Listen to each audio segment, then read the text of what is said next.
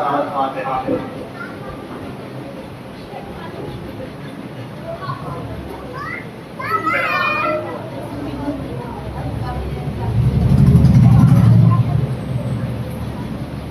بالله من الشيطان الرجيم بسم الله الرحمن الرحيم الحمد لله الذي لا يبلغ منطقه القائلون ولا يحصي رماءه القائلون ولا يؤدي حقه المجتهدون الذي ليس لذاته حد محدود ولا وقت ممدود ولا نعت موجود والحمد لله الذي هدانا لهذا لنهتدي لولا أن هدانا الله لقد جاءت رسل ربنا بالحق بالقاسم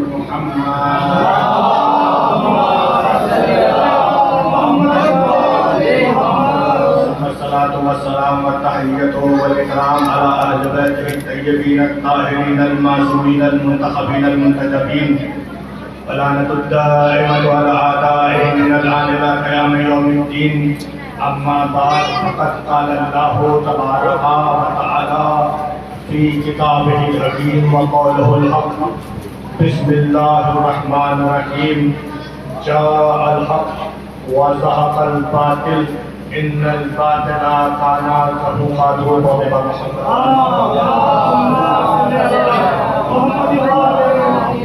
عزیزان گرامی برادران ایمانی عزیزان مظلومان کربلا عزیزان شہدائے کربلا آپ لوگوں سے گزارش ہے کہ اس خلا کو پور کر دیں کیونکہ جو لوگ حضرات تشریف لا رہے ہیں ان کو بیٹھنے میں تھوڑی سی دشواری ہو رہی ہے آپ لوگ قریب آ جائیں گے تو انشاءاللہ بلا فصل کے ماننے والے کوئی فاصلہ نہیں اور ہم نے یہ بتا دیا 1400 سال پہلے جو ہمارے حیدری تھے جو چاہنے والے تھے 1400 سال کا عرصہ گزرنے کے بعد بھی 2025 میں حسین کا نام لینے والے علی کے نام لینے والوں نے بتا دیا کہ جو ہمارے خیبر میں تیور تھے وہی آج ہیں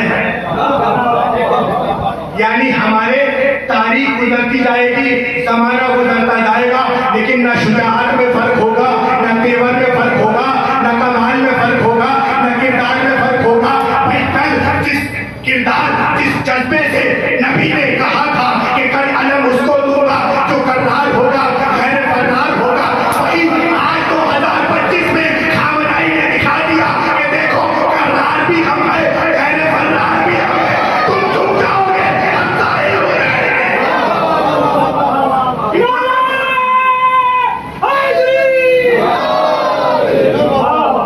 محترم یہ وہ قوم ہے جو نہ تاریخ سے کبھی کبھی ہے نہ زمانے سے کبھی ڈری ہے نہ حکومتوں سے کبھی کبھی ہے دیکھیے آج شاید یہ 5 مجلس ہماری ہے لیکن ہمارے صلی اللہ کے جذبات نے ہمارے جذبوں کو ابھار دیا مولا ان کو سلامت رکھے ایک بلند علی سلامت رہے محمد والا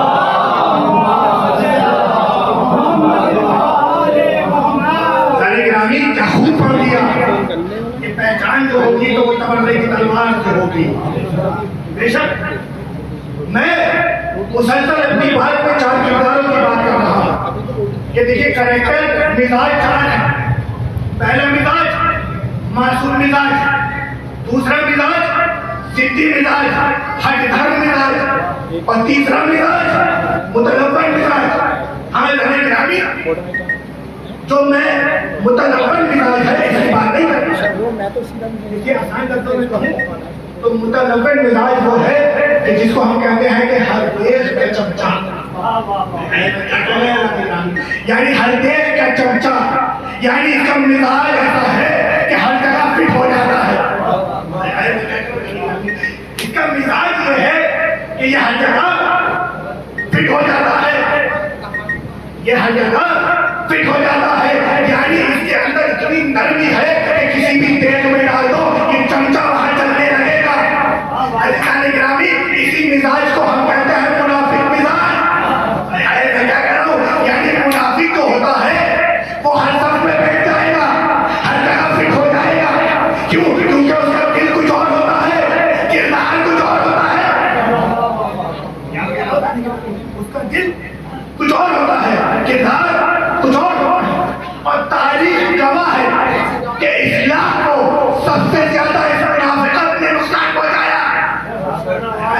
ایک ایک فرد کے حوالے ہے میرے پاس، تاریخ گواہ ہے، نہ اسلام کو نقصان پہنچا مشرک سے، نہ کافر سے، نہ ملحد سے، اگر پہنچا تو منافق سے، اگر پہنچا تو منافق سے۔ کیوں؟ کیونکہ یہ تمہارے جیسے کپڑے پہن کے آئے گا،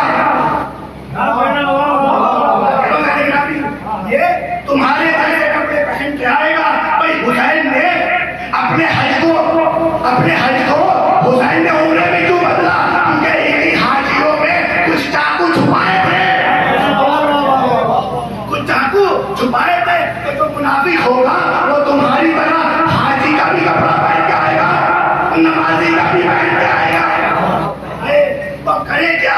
بھائی رسول نے تو فارمولا دیا تھا، لیکن کرے کیا؟ 73 میں سے 72 نے قبول نہیں کیا، ایک نے قبول کیا۔ نبی نے کیا کہا کہ میری امت کو سب سے زیادہ منافق نقصان پہنچائے گا؟ تو نبی نے اب صاحب پریشان ہو گئے، یا نبی اللہ آپ نے مرض تو بتا دیا، دوا نہیں بتائی۔ بھائی وہ نبی کیسا جو مرض بتائے دوا نہ بتائے؟ کیا کرنا نگرانی؟ کہا نبی نے دوا بھی بتائی۔ کیا دوا؟ یہ ہے کہ منافق جب بھی تمہیں پہچاننا ہے کہ منافق کون ہے، مومن کون ہے، علی کا نام لے لو، علی کا نام لے لو، کتنا بھی حاجی ہو، کتنا بھی نمازی ہو، کتنا بھی حاجی ہو، جیسے علی کا نام لوگے اگر چہرہ اترتا ہے تو سمجھ لینا مکاروں سے ہے، مومنوں سے نہیں، مکاروں سے ہے، مومنوں سے نہیں۔ تو اللہ نگرامی ہم یہی تو بتانا چاہتے ہیں کہ ہم نے علی کے زمانے میں بہت مسلمان دیکھے، لیکن مومن کچھ ہی دیکھے۔ جب علی کا نام بولا جاتا تھا تو یہ خیبر سے فرار ہونے والوں کے چہرے اتر جاتے تھے۔ بھائی مرحب کا نام سن کے چہرہ نہیں اترا، ابو سفیان کا نام سن کے چہرہ نہیں اترا، ابو جہل کا نام سن کے چہرہ نہیں اترا، ابو لہب کا نام سن کے چہرہ نہیں اترا، علی کا نام سنا چہرہ اتر گیا، علی کا نام سنا چہرہ اتر گیا۔ یہی تو بتانا چاہتا ہوں تاریخی جملہ کہ آج سے 1400 سال پہلے کسی بھی پل میں مومن اور منافق کو پہچاننے کے لیے علی بول دو، چہرہ اتر جائے تو منافق، چہرہ کھل جائے تو مومن۔ آج 57-58 جتنے بھی مسلمان ملک ہے، مومن اور منافق کو پہچاننے کے لیے خامنہ ہی بول دو، چہرہ اتر جائے تو منافق بچے رہے۔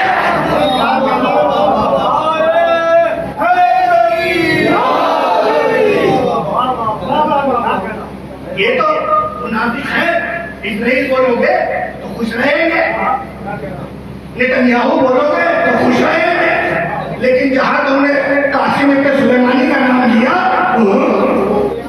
جہاں تم نے حسن رسول اللہ کہا، طبیعت خراب ہوگا۔ تو یہ تو بتا دیا کہ کل علی کے نام سے تمہیں پریشانی تھی، آج چاہنے والوں کے نام سے پریشانی ہے۔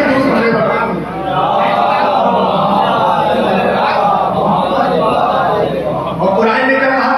ان المنافقین فی اسفل الدرک من النار، کہ جہنم کے سب سے نیچے والے درجے میں ان منافقوں کی جگہ ہے۔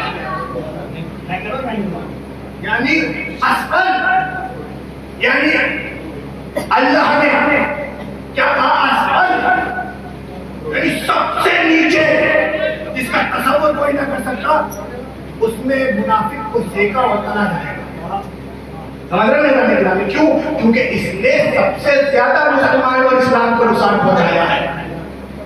بھائی اللہ کا شکر ہے ہمارے پاس ذرا پوچھا تو ہم تو کل بھی جانتے تھے کہ ہمارا کوٹ ہے، آج بھی جانتے ہیں ہمارا کوٹ ہے۔ پریشانی تو تمہاری ہے کہ کبھی ادھر جاتے ہو، کبھی ادھر جاتے ہو، کبھی اس کو پکڑتے ہو، کبھی اس کو پکڑتے ہو، کبھی اس کی بیعت کرتے ہو، کبھی اس کی بیعت کرتے ہو۔ ارے ہم تو وہ ہے کہ آج ہماری زبانوں سے نہیں پتا چلتا کہ ہم مہدی کے لیے تیاری کر رہے ہیں، بلکہ امریکہ کے وزیر بھی کھڑے ہو گئے ہیں، ان سے دور رہنا، یہ مہدی کی تیاری کر رہے ہیں۔ ہمارا تو ٹارگیٹ بھی کلیئر ہے، ہمارا تو ہدف بھی کلیئر ہے۔ نامی اس قوم سے، منافقت سے بچ کے رہنا۔ اچھا یہ یہ صرف حاجت نہیں ہوتے ہیں، یہ تو ہم میں بھی ہے. میں کچھ نہیں کہہ رہا. 5 سال کی تاریخ اٹھا کے دیکھے تاریخ کی ہندوستان کی بات کریں. شورا بہت سارے مل جائیں گے جنہوں نے ہماروں کا مذاق بنایا تھا. بہت سارے مل جائیں گے جنہوں نے تقلید کا مذاق بنایا تھا. بہت سارے مل جائیں گے جنہوں نے مجتہدین کا مذاق بنایا تھا. لیکن آج ان کے چہرے پہ ایسا تماچا لگا کہ وہی کلمہ پڑھتے نظر آ رہے ہیں. ایسے بھی ہم نے دیکھے ہیں ہمارے خیمے میں کہ جو کل مذاق بناتے تھے لیکن ان کو معلوم نہیں تھا کہ یہ کیا ہے. گرامی منافقت سے بچنا ہے، کیونکہ منافقت نے ہر کسی کو نقصان. حسین سے سامنے ہوئی اور نہیں تھا، منافق تھے. یہ کچھ اور تھے، کردار کچھ اور تھے. کربلا میں اگر دیکھا جائے جو کلمہ پڑھ رہے تھے، لیکن انہی کلمہ پڑھنے والوں نے شبیہ پیغمبر کی گردن پہ خنجر چلا دیا. انہی کلمہ پڑھنے والوں نے شبیہ پیغمبر کے سینے پہ نیزہ مارا ہے. انہی کلمہ پڑھنے والوں نے اس حسین کے گلے پہ خنجر چلایا ہے کہ جس کو انہوں نے دیکھا تھا کہ لبوں کو رسول چوما کرتے تھے، گلے کو رسول چوما کرتے تھے. انہی کلمہ پڑھنے والوں نے اس حسین کے لاشے پہ گھوڑے دوڑائے ہیں جس حسین کو پشت رسول پہ سوار دیکھا تھا. انہی کلمہ پڑھنے والوں نے اس حسین کے لاشے کو پامال کیا ہے جس حسین کو توشہ رسول پہ سوار دیکھا تھا. چیزوں کربلا صبر ہے، صبر شرط ہے. خود ذکر کرا ہے مولا نے، لم یذکر مومن، کہ میرا ذکر نہیں کرتا کوئی مومن لیکن اس کی آنکھیں تر ہو جاتی ہے، نم ہو جاتی ہے. عزیزو یہ کوئی مذاق نہیں ہے، یہ کوئی روایت نہیں ہے کہ جو کہہ دیا ہے، یہ حقیقت ہے کہ جب کسی مومن کی آنکھ سے ایک آنسو گرتا ہے تو سیدہ اپنا دامن پھیلا دیتی ہے. شہزادی کون ہے؟ اپنے دامن کو پھیلا دیتی ہے. ارے بیویاں کھڑی ہو جاتی ہے. کاش حسین کے چہرے والے کی اس نم آنکھ سے ایک آنسو گرے، دامن میں خزانہ ہو اور حسین کے زخموں پہ لگا کے مداوا کر دوں. کیوں؟ کیونکہ حسین مر گیا تھا، شہید ہو گیا تھا، لیکن یہ تمنا کری تھی کہ اے میرے مومن شیعہ، اے میرے چاہنے والے شیعہ، جب بھی ٹھنڈا پانی پینا. جزاک اللہ عزیزو، جزاک اللہ. یہ آوازیں بلند ہو گئی ہے، ان سسکیوں کو ٹوٹنے نہ دیں، ان آوازوں کو ٹوٹنے نہ دیں، کیونکہ ہر آنکھ حسین کے غم میں نم نہیں ہوتی، لیکن ہر آنکھ، ہر چہرہ حسین کے غم میں رو تو سکتا ہے، ہر صدا تو حسین کے غم میں بلند ہو سکتی ہے. عزیزو آج جس کے مسائل پڑھنے جا رہا ہوں وہ عباس ہے کہ جس نے اپنی ولادت سے لے کے اپنی شہادت تک کربلا سنا تھا. عزیزو جب حسن کے لاشے میں تیر مارے گئے تو عباس نے اپنی تلوار کو باہر نکالا. حسین نے قبضہ شمشیر پہ ہاتھ رکھ دیا، کہا عباس کربلا دور ہے. جب حسین نے اپنے حج کو عمرے سے بدلا تو عباس کو جوش آیا. عباس نے اپنی تلوار نکالنا چاہی، حسین نے روک دیا. عباس شمشیر کو روک لو، کربلا ابھی دور ہے. جب حسین کے خیموں کو شب فرات سے ہٹایا گیا تو عباس کو کہتا گیا، عباس کو حسین نے روک دیا کہ عباس عاشورہ ابھی دور ہے. عزیزو دیکھ رہے ہیں عباس کی عظمت کو کیسے روک رہے ہیں. آخرکار عاشورہ بھی آ گیا. عباس کو معلوم ہے کہ یہی وہ دن ہے کہ جس کے لیے علی نے مجھے دعاؤں میں مانگا تھا. عزیزان گرامی صبح سے علمدار تیار ہے، کبھی ادھر جاتا ہے کبھی ادھر جاتا ہے، لیکن آقا اجازت نہیں دیتے. ایک مرتبہ حسین کے سامنے آ گئے، آنے کے بعد عزیزوں میں مسائل پڑھتا رہوں گا. بس تصور شرط ہے، حسین کی مصیبت کو تصور کر لینا، آنکھیں تک ہو جائے گی. عباس آئے، ہاتھوں کو جوڑا، کہا آقا رنگ کی اجازت دے دیجیے آقا. حسین نے کہا عباس تم تو میرے لشکر کے علمبردار ہو، میں تمہیں اجازت کیسے دے دوں. عباس نے دائیں دیکھا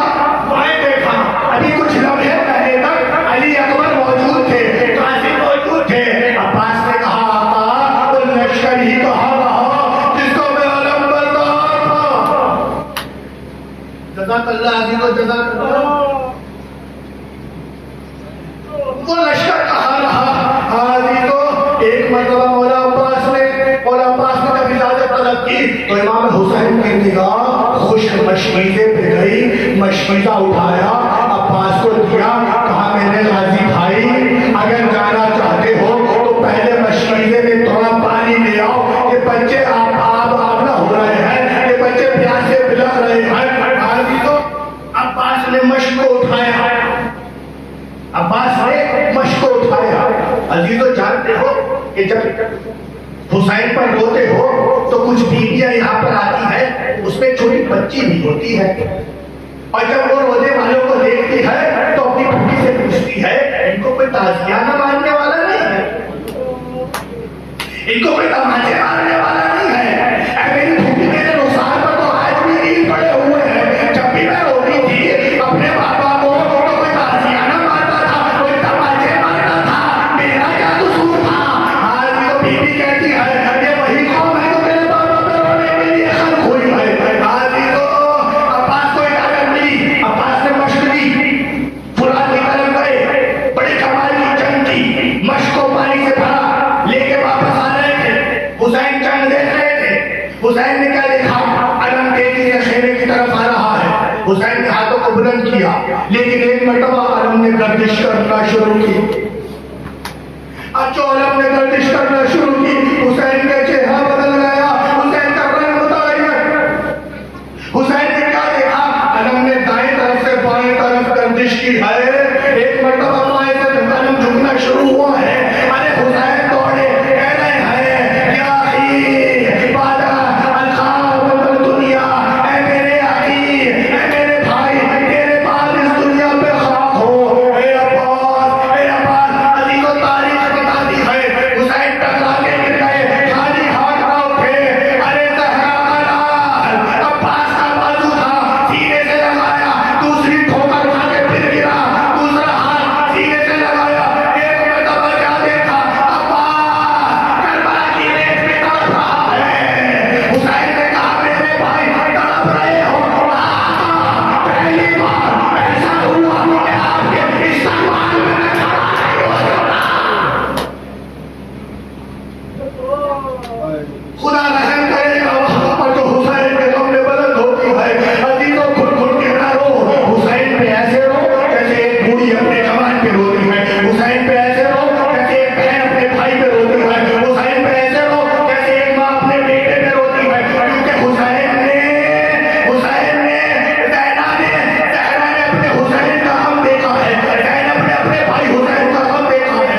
عزیزو عباس کے سر کو اٹھا کے حسین نے زانوں میں رکھ لیا اور عباس تڑپ رہے تھے، ہاں ایک ہاتھ میں تیر لگا ہے، تو شرط ہے، ایک ہاتھ میں تیر لگا ہے، ایک میں خون جمع ہے، آپ کا دیدار نہیں کر سکتا۔ حسین نے تیر کو نکالا، دامن سے خون کو صاف کیا، عباس نے جیسے ہی چہرہ حسین دیکھا مسکرانے لگے۔ حسین نے کہا میرے بھائی میری ایک وصیت ہے، آقا حکم فرمائے، کیا تم نے کبھی زندگی میں مجھے بھائی نہیں کہا؟ عباس نے کہا آقا میری بھی ایک ریکویسٹ ہے، ایک میں گزارش ہے کہ میرے لاشے کو خیمے میں نہ لے کے جائیے گا۔ عزیزو مقتل نے لکھا ہے عباس نے بھائی کہا، جان عباس کے بدن سے نکل گئی۔ عزیزو حسین نے عباس کا علم اٹھایا، جزاک اللہ عزیزو جزاک اللہ، یہ حق دنیا نہیں ہے عباس پر، یہ حق جزا نہیں ہے عباس پر، خدا تمہیں کوئی غم نہ دے سوائے غم اہل بیت کے۔ آنکھیں نم ہو جانی چاہیے زہرا کے نال پر، آنکھیں نم ہو جانی چاہیے ام المنین کے لخت جگر پر۔ عزیزو تاریخ نے لکھا کہ حسین نے عباس کا علم اٹھایا، خیمے کی طرف لے کے گئے، بیویوں نے جب علم دیکھا تو ان کو لگا شاید پانی آ رہا ہے، چھوٹے چھوٹے بچے اپنے کوزے لے کے تلے خیمہ میں کھڑے ہو گئے، جب دور سے دیکھا کہ علم آ رہا ہے کوزے لے کے کھڑے ہو گئے، لیکن جب علم قریب آیا سکینہ نے دیکھا میرا علم نہیں ہے، میرا بابا علم لے کے آ رہا ہے، ارے کوزے کو کھاتے کربلا پہ پھینکا، آئے میرا علم۔ عزیزو اب علم خیمے میں آ گیا۔ عزیزو تاریخ بتا